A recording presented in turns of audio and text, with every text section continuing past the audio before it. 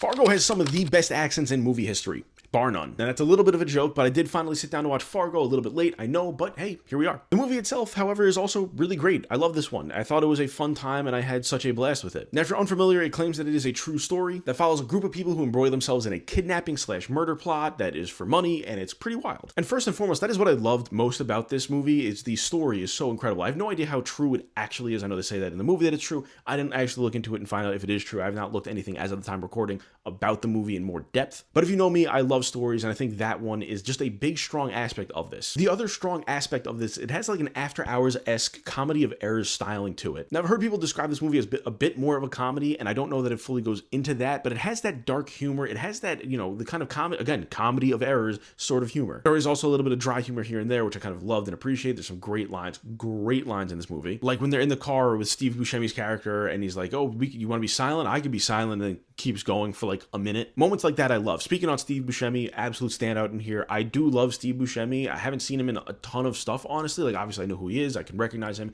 I've seen him in things like Boardwalk Empire, but I've never really gone into like a deep dive in his filmography. But I loved him in this. He's wonderful. He's perfectly cast for this. Perfectly. Now, I did give Fargo a 4 out of 5. I thought it would be a little bit better. This one's been talked up to me for a while as almost an instant classic, honestly. And while it's great, I did really enjoy it. I love the story. I love the acting. I love everything around it for the most part. It did feel a little bit slow and dragged a bit at times, and overall I was expecting a bit more, comedy, expecting a bit more from the story, and it kind of fizzled out by the end where I wasn't like super intrigued. But again, that's me going deeper into my negatives. It's a 4 out of 5. That's a great score. It's a great score. I loved Fargo. It was awesome. I do recommend it to anyone who hasn't seen it yet, but now I can finally say I have seen Fargo. So there we go.